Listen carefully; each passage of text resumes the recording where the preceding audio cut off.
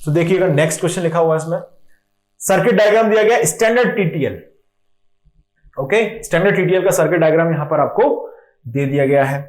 Okay, चलिए समझने के लिए मैं इस सर्किट डायग्राम को फिर से रिकंस्ट्रक्ट कर रहा हूं। इनकी सर्किट याद रखना सेकेंडरी है ना, प्राइमरी कंसर्न नहीं है।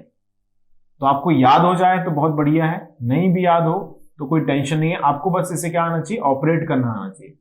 न्यूमेरिकल आएगा, आने के चांसेस हैं। डेफिनेशन पे बेस्ड आएगा तो हम डेफिनेशन थोड़ी थोड़ी पढ़ते जा रहे हैं बीच बीच में, तो उससे हैंडल हो जाएगा सारा सेक्शन आपका। चलिए अब हम इसको देखें किस तरह से ये ट्रांजिस्टर जो है वो अपनी गतिविधियां करने वाले हैं। पहले हम डिस्कस करेंगे मैकेनिज्म, फिर बात करेंगे इस क्वेश्चन की।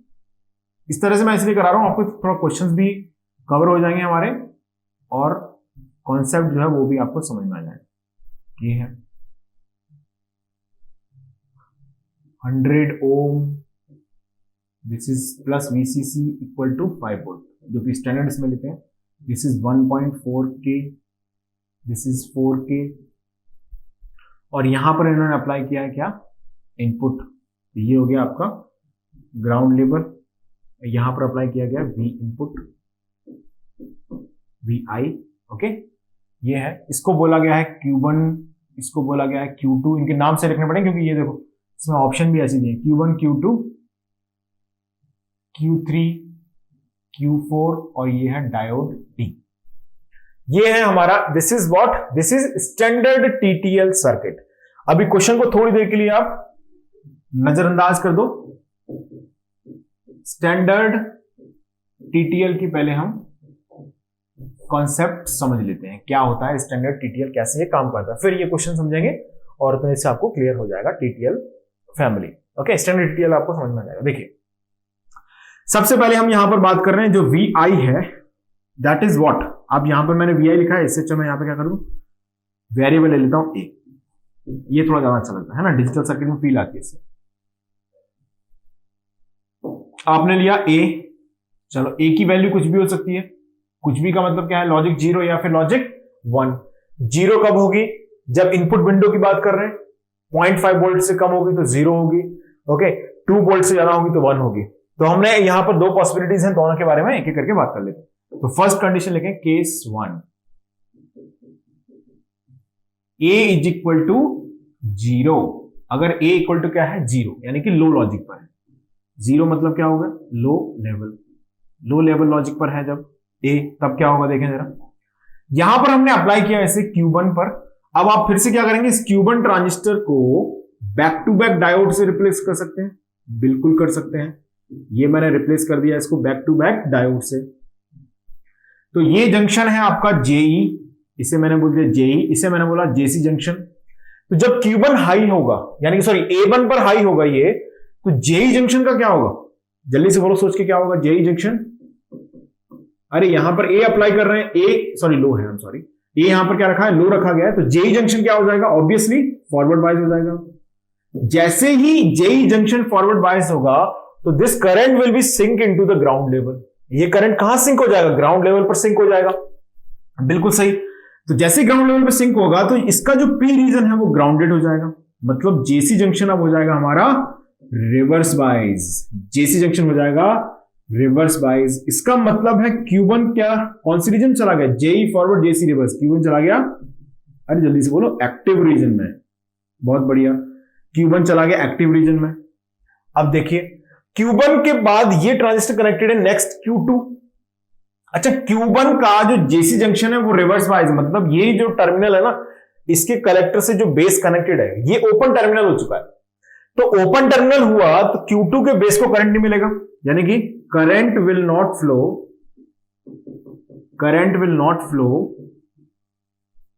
Into the base of Q2। Q2 के बेस में करंट फ्लो नहीं होगा, यानी कि हम बोल सकते हैं यहां पर कि जो Q2 ट्रांजिस्टर है ना हमारा, Q2 ट्रांजिस्टर चला जाएगा कट ऑफ में। Q2 ट्रांजिस्टर कहां चला जाएगा, कट ऑफ रीजन में चला जाएगा। ओके, बहुत बढ़िया। अब Q2 ट्रांजिस्टर गया कट ऑफ रीजन में, तो अब क्या होगा जरा देखो, Q2 ट्रांजिस्टर जाएगा जब कट ऑफ में तो क्या होगा, ये हो गया ओपन स्विच। कट ऑफ मतलब क्या है, ओपन स्विच, यानी कि ओपन सर्किट। तो इसका जो बेस ऑफ Q3 है, सिंस Q2 इन कट ऑफ, यहां लिख देते हैं, यहां लिखिएगा next point, since Q2 is in cut off, तो हम क्या बोलेंगे, hence base of Q3 will not get current, will not get current। अब जब Q2 कट ऑफ में चला गया तो ऑब्वियस है कि जो Q3 का बेस है उसको भी करंट नहीं मिलने वाला, यहां से कहां करंट फ्लो होगा, ऐसे नहीं होगा। तो Q3 क्या हो जाएगा, Q3 भी हो जाएगा अब कट ऑफ में। ओके, Q3 क्या चला गया, कट ऑफ में चला गया, बहुत बढ़िया, Q3 हो गया कट ऑफ में। अब देखिए डायोड डी क्या कर रहे हैं यहां पर, डायोड डी का काम है Q3 और Q4 को एक साथ ऑन नहीं होने देना। आप चाहें तो लिखना इसमें एक पॉइंट छोटा सा, purpose of diode, purpose of diode is, purpose of diode is to prevent Q3 Q4 on simultaneously, यानी कि इफ हम बोल सकते हैं hence due to diode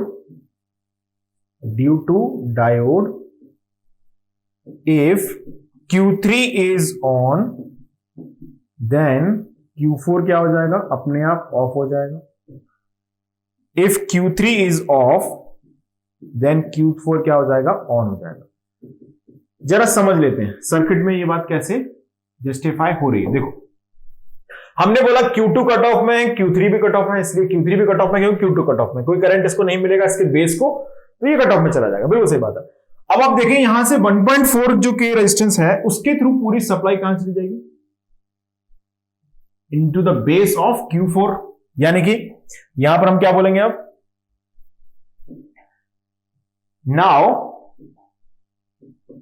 now through the resistance of 1.4k, through the resistance of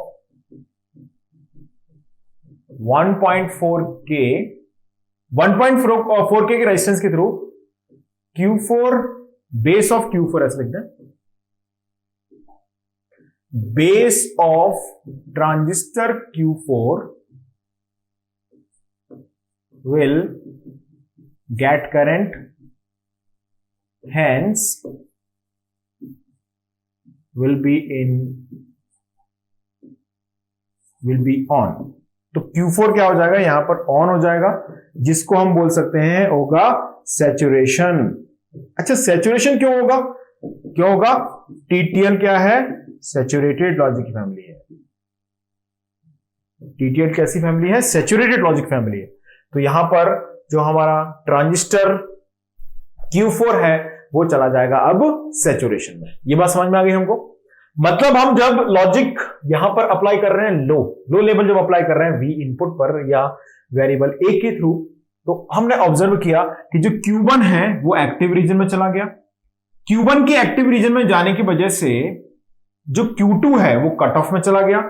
Q2 के cut off में होने की वजह से Q3 भी कट ऑफ में चला गया, और Q3 कट ऑफ में है, इसलिए डायोड के थ्रू अगर हम ऑब्जर्व करते हैं तो हम बोल सकते हैं कि डायोड की वजह से जब Q3 ऑन होता है तो Q4 अपने आप ऑफ हो जाता है, Q4 ऑन होता है तो Q3 अपने आप ऑफ हो जाता है। और हमने समझा भी कि 1.4k के थ्रू इसको करंट मिलेगा Q4 के बेस को, तो वो ऑन हो जाएगा, तो Q4 चला जाएगा ऑन कंडीशन में। इतनी बात हमको समझ में आ गई है। अब बात करते हैं केस 2 की, सेकंड केस की। केस 2 क्या है इसमें, केस 2 है, केस 2 लिखें,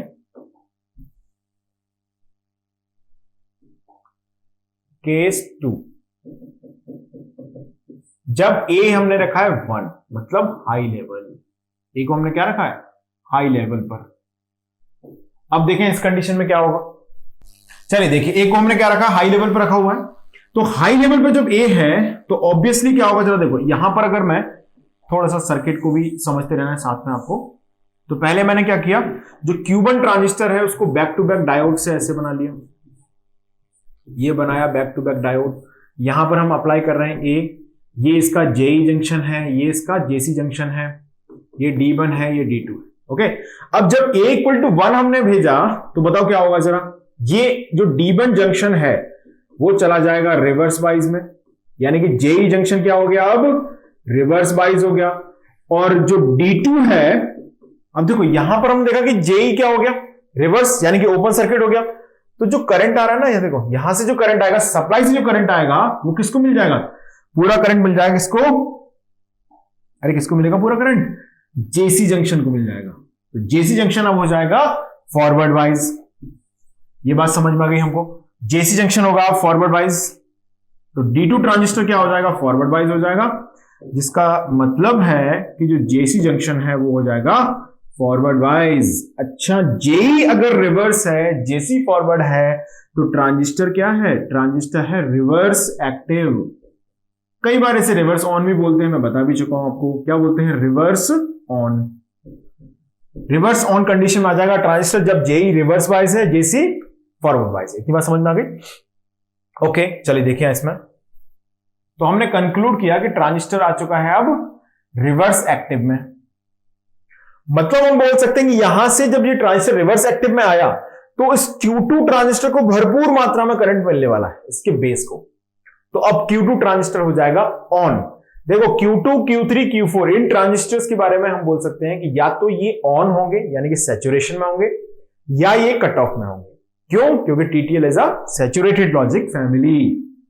सो लिखें, नेक्स्ट पॉइंट क्या लिखना चाहिए अब हमको,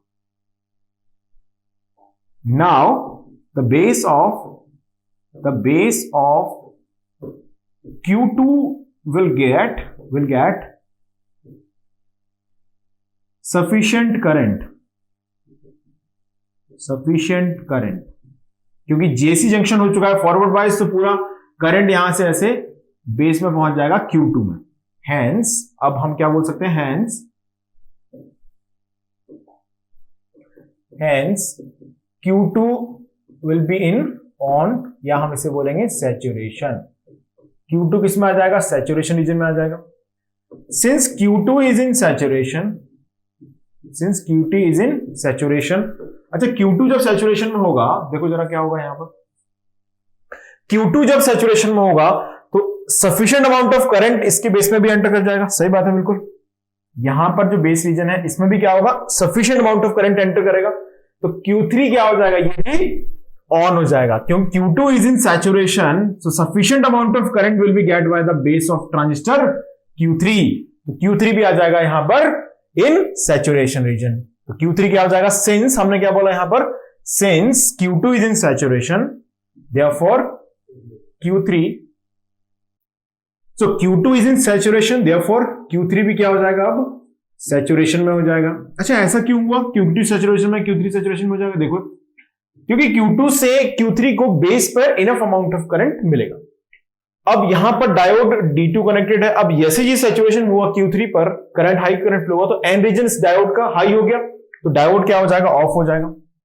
ये जो डायोड D है वो क्या हो जाएगा, ऑफ हो जाएगा। डायोड D क्या हो जाएगा, रिवर्स वाइज हो जाएगा। जैसे डायोड D रिवर्स वाइज होगा तो हम यहां से सिंपली कनेक्ट कर सकते हैं इस चीज को। देखिए अब ये यहां से क्या हुआ, हाई करंट फ्लो हो गया इधर, तो ऑब्वियस है यहां पर Q4 डायोड D क्या हो गया, रिवर्स वाइज हो गया, सो Q4 चला जाएगा आप इसमें कट ऑफ में। और हमने डायोड D का जो पर्पज है वो भी यही है कि जब Q3 ऑन हो तो Q4 को क्या के लिए जाओ कट ऑफ में कर दो। ये हो गया इसका कॉन्सेप्ट डिस्कशन, जिसमें हमने बोला कि A 0 है तब क्या होगा और A 1 है तब क्या होगा। चलिए अब बात करते हैं क्वेश्चन की। अब क्वेश्चन जो हमें दिया गया, ये कॉन्सेप्ट मैंने पूरा डिस्कस कर दिया आपको स्टैंडर्ड TTL का। अब हम बात करेंगे इस पर बेस्ड जो क्वेश्चन है गेट प्रीवियस ईयर से मैंने लिया है। ओके, पढ़ते हैं क्वेश्चन को। The circuit diagram of a standard TTL not gate is shown in the figure. Okay, इसमें VI दिया गया है 2.5 volt. Okay, the modes of operation of the transistor will be, ये जानना चाहते हैं कि ट्रांजिस्टर्स के मोड ऑफ ऑपरेशन क्या होंगे, जिनकी अभी हम बात कर रहे थे, है ना, उन्हीं के बारे में ये पूछ रहे हैं। V इनपुट यहां पर दिया है कितना, 2.5 वोल्ट। V इनपुट कितना दिया है, 2.5 वोल्ट दिया है।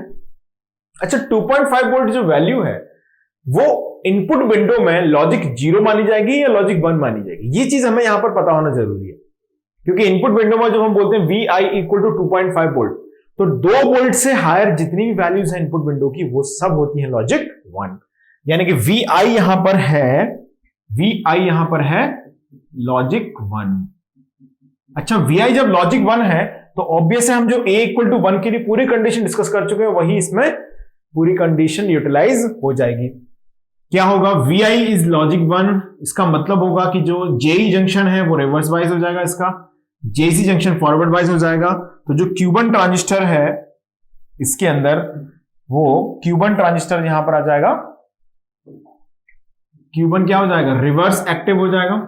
समझ पा रहे हैं Q1 रिवर्स एक्टिव क्यों हुआ, क्योंकि VI हाई है तो JE जंक्शन हो जाएगा इसका रिवर्स बाइस, इस डायोड का, इस ट्रांजिस्टर का, और यहां पर JC जंक्शन हो जाएगा फॉरवर्ड बाइस। JC फॉरवर्ड बाइस होगा, Q2 को क्या होगा, हाई करंट मिलेगा, तो Q2 को हाई करंट मिलेगा तो Q2 चला जाएगा सैचुरेशन में, बिल्कुल सही। Q2 सैचुरेशन में है तो यहां से हाई करंट फ्लो होगा through this Q2 into the base of Q3, so Q3 will also enter into the saturation. Q3 saturation में आएगा, डायोड ऑफ हो जाएगा, डायोड की खैर पूछा नहीं है लेकिन लिख देते हैं, डायोड ऑफ हो जाएगा ये, और हमारा जो ट्रांजिस्टर Q4 है वो चला जाएगा कट ऑफ में। ये इसकी रीजन ऑफ ऑपरेशन हो गए। देख लें कौन सा ऑप्शन ऐसा हो रहा है, रिवर्स एक्टिव, Q1 है, Q2 Q3 दोनों सैचुरेशन में है, Q4 कट ऑफ में है, तो option B is the correct answer of this question. Option B इसमें बिल्कुल राइट आंसर आपको मिल चुका है। आगे बढ़ सकते हैं, चलिए नेक्स्ट क्वेश्चन डिस्कस करते हैं। रीड करें क्वेश्चन को ध्यान से, क्वेश्चन पढ़ें। The transistors used in the portion of TTL gate shown in the figure, okay, have beta equal to 100। यानी इसमें जो ट्रांजिस्टर्स इन्होंने यूज किए हैं इसके अंदर बीटा कितना दिया है, 100 दिया है, okay. The base emitter voltage is 0.7 volt, 0.7 volt base to emitter voltage develop होगा VBE। ये कब होगा, जब ट्रांजिस्टर आपका एक्टिव रीजन में, ओके। और यहां पर 0.75 डेवलप होगा फॉर द ट्रांजिस्टर जब ये किस में है, सैचुरेशन में, और transistor is in saturation, okay. Sink current दिया है इसमें I is equal to 1 milli ampere, sink current कितना दिया है, 1 मिली एम्पियर दिया है, and the output is at logic low, okay. Output यहां पर लॉजिक क्या है, लो है, okay. Then the current IR will be equal to, इस वैल्यू ऑफ करंट की बात इसमें की गई है। क्वेश्चन समझ में आ गया है, चलिए अब इसको सॉल्व करते हैं। देखें यहां पर V0 को इन्होंने मेंशन ही कर दिया है कि लॉजिक लो पर है, V0 किस पर है, लॉजिक 0 पर है। तो जब V0 लॉजिक 0 पर होगा तो एक चीज हमें समझनी चाहिए इस सर्किट में, देखिए V0 जब यहां पर लॉजिक 0 पर होगा तो ऑब्वियस है कि ये जो रीजन है यहां पर, अब इसके अबाउट अगर आप ऑब्जर्व करते हैं, देखिए लॉजिक 0 पर है ये, तो जो Q, जैसे मान लीजिए आपने इसको बोला Q1, इसको आपने बोला Q2, इसको आपने बोला Q3, इसको हमने क्या बोला, Q3 बोला है। तो देखिए अब जैसे हमने बोला कि V0 क्या है, लॉजिक 0 पर है, यानी कि लो लॉजिक पर है, मतलब ये जो 5 वोल्ट है वो पूरा ग्राउंड लेवल पे क्या हो गया होगा, सिंक हो गया होगा, तभी ऐसा हो सकता है कि V0 लो लॉजिक पे जाएगा। देखिए अगर मान लीजिए, मैं दो कंडीशन इसमें हो सकती है, Q3 के बारे में अगर हम विचार करते हैं तो दो सिचुएशंस हैं Q3 के साथ, या तो ये ऑन होगा या ये ऑफ होगा, है ना। जब ऑन होगा तो एक बात पक्की है कि ये सैचुरेशन में रहेगा। अच्छा, सैचुरेशन में क्यों रहेगा, TTL सैचुरेशन फैमिली है, और ये ऑफ होगा तो हम क्या बोलेंगे, ये कट ऑफ में रहेगा। दो परिस्थितियां इसमें आ सकती हैं। अब इसमें हमारे पास जो डेटा है उसके हिसाब से हमें देखना है Q3 का यहां पर क्या सिचुएशन चलेगी। देखिए अब आपने बोला लॉजिक 0 है यहां पर, अब ये 5 वोल्ट से डायरेक्टली यहां पर कनेक्टेड है ना, ये जो V0 है वो 5 वोल्ट से यहां पर डायरेक्टली कनेक्टेड इस तरह से। अच्छा, V0 पर लॉजिक लो, यानी कि लो वोल्टेज या 0 वोल्ट हम बोलते हैं इसको, वो कब आएगा, जब Q3 ऑन होगा कि ऑफ होगा। अच्छा, Q3 अगर ऑफ हुआ तो क्या हो जाएगा, ओपन सर्किट, ओपन स्विच हो जाएगा। Q3 अगर ओपन स्विच हुआ तो 5 वोल्ट V0 पर अपीयर होगा, इसका मतलब होगा कि लॉजिक 1 होगा वो। अगर Q3 क्या है यहां पर ऑन होता, if Q3 is on, if Q3 is on, sorry Q3 is of, अगर Q3 क्या होता, ऑफ होता, तो यहां पर जो V0 है वो लॉजिक 1 पर होता। ऐसा क्यों होता, क्योंकि Q3 off, open circuit, V0 equal to 5 volt, VCC की इक्वल हो गया, V0 लॉजिक 1 आ गया। सो Q3 अगर ऑन है इसका मतलब है V0 क्या है लॉजिक 0 पर है। तो Q3 अगर ऑन है इसका मतलब है यहां पर जो Q3 है that is in saturation. Q3 किसमें है? Q3 है सैचुरेशन में। अगर Q3 सैचुरेशन में है तो आप समझते हैं सैचुरेशन में बेस टू एमीटर कितना वोल्टेज ड्रॉप होगा? 0.75, यानी कि ये इसका बेस रीजन है, ये इसका एमीटर रीजन है। तो VBE यहां पर अपीयर हो रहा है। इस VBE की वैल्यू कितनी हो जाएगी जरा देखो, इस VBE की वैल्यू कितनी हो जाएगी? 0.75। अब हमको इतना केवीएल कैसे सभी को आता है, ये जंक्शन और ये नोड, इन दोनों का बेस टू एमीटर वोल्टेज है। मतलब ये रीजन क्या है? बेस, ये रीजन क्या है? एमीटर। ओके, ये शॉर्टेड एस से, तो यहां का जो वोल्टेज होगा रेजिस्टेंस R3 के अबाउट, वो वोल्टेज कितना होगा? Voltage about resistance R3, about resistance R3 is equal to voltage